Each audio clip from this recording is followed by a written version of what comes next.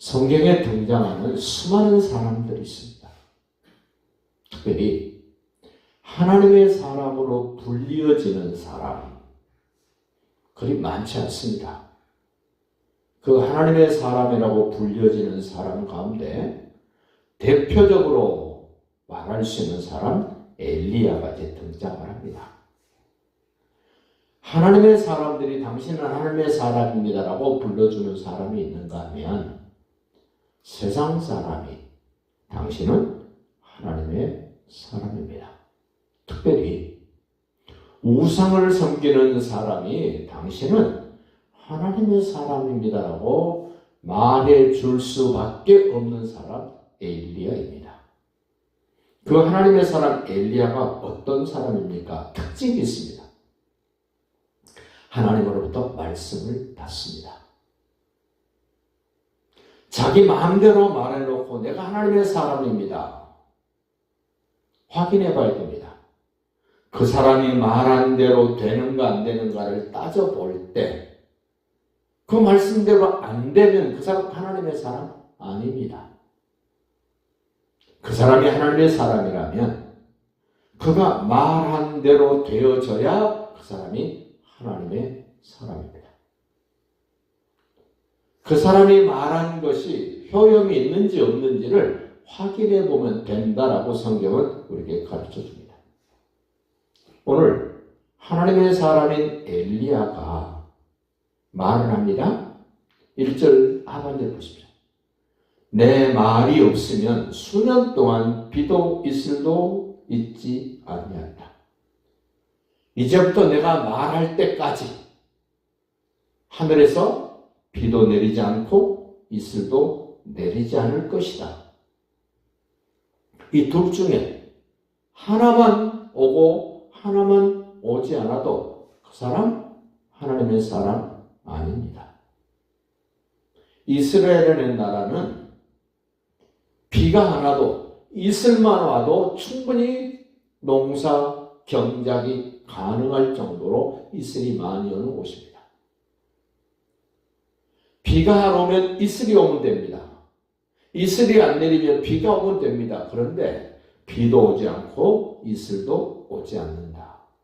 이 말을 다른 표현으로 바꾸면 내 말로 하늘문이 닫히기도 하고 내 말로 하늘문이 열리기도 한다.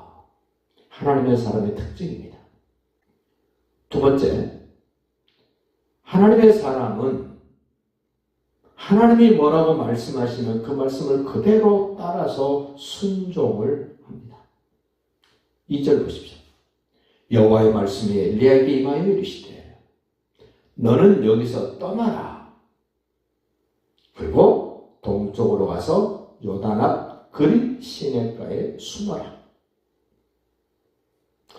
앞으로 엘리야에게 닥칠 위험, 엄청난 위험이 앞에 있습니다. 그래서 하나님이 지키시고 보호하기 위하여 엘리야에게 여기를 떠나서 그릿 시냇가에 가서 숨어라.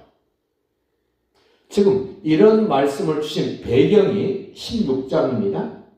오므리의 아들 아합이 왕이 돼서 사마리아에 신전을 세워놓고 바알신을 갖다 놓고 구체적으로 바알신을 숭배하는 그런 의식, 그런 삶을 살고 있는 아합. 바알신이 뭐길래 그럽니까? 바알신은 풍요를 주는 신, 요즘으로 말하면 돈 잘 벌도록 만들어주는 신. 가끔 식당에 가서 보면 달마대사, 베풀떼기 스님 그려진 그림들을 걸어놓은 집들을 가끔 봅니다. 그 달마대사를 왜 걸어놓습니까? 그거를 걸어놓으면 복이 들어온답니다. 돈이 들어온답니다. 그것처럼 내게 돈을 잘 벌게 만들고 수입을 크게 만들어주고 별일 없이 무탈하게 살아갈 수 있도록 하는 그런 풍요의 신 바알입니다. 농경사에서 어떻게 풍년을 보장받을 수 있습니까? 바알이 비를 내려주면 농사가 잘 되기 때문에 그 바알신을 풍요의 신이라고 한 겁니다. 그 바알이 비를 내려주기 위해서는 신이 오줌을 싸줘야 되는데 그 오줌이 비라고 생각을 하는 겁니다. 그래서 그 신전에서 그 신을 흥분되게 하기 위하여 온갖 별짓을 다 하는 것이 이 바알 신전의 그 모습입니다. 그런데 하나님은 바알 신이 너희에게 비를 주는 게 아니다. 바알 신이 너희에게 풍요를 주는 것이 아니다. 바알 신이 너희에게 풍년을 들게 하고 수입을 높여주고 무탈하게 만들어주는 신이 아니라 내가 하늘문을 열기도 하고 닫기도 하는 하나님이라는 것을 보여주기 위하여 엘리야에게 지금 이 말씀을 하시는 거예요.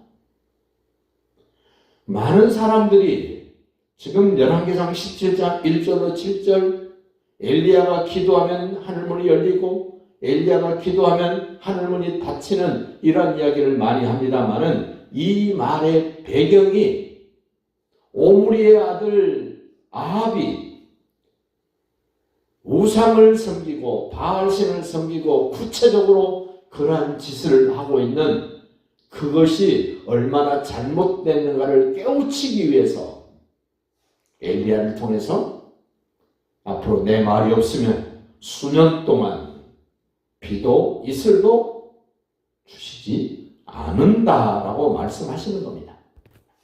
지금 우리도 나에게 풍요를 주고 내게 수입을 올려주고 내게 건강을 주고 내게 잘 먹고 잘 입고 잘 살게 하는 신이 하나님이 아니라 다른 어떤 우상이라고 생각된다면 하나님은 분명히 막으실 겁니다.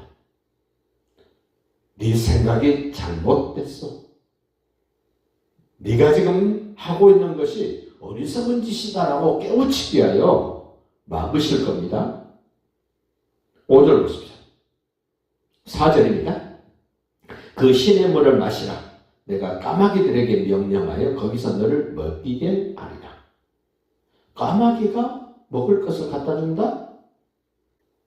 6절 보십시오.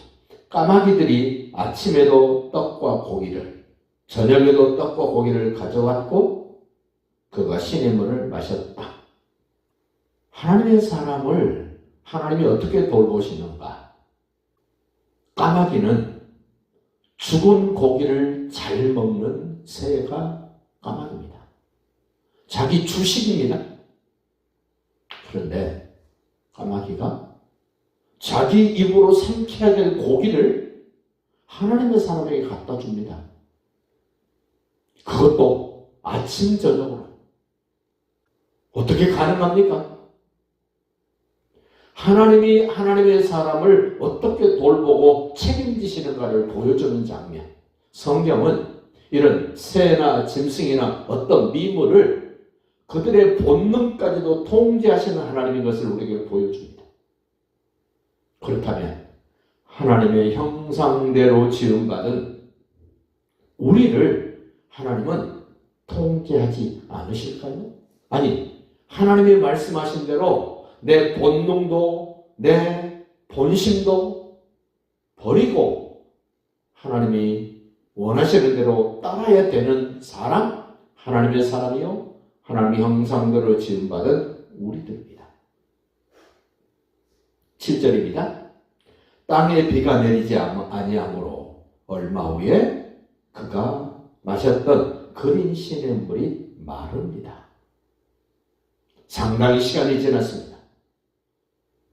먹을 것이 없습니다. 마실 것이 없습니다. 그래도 괜찮습니다.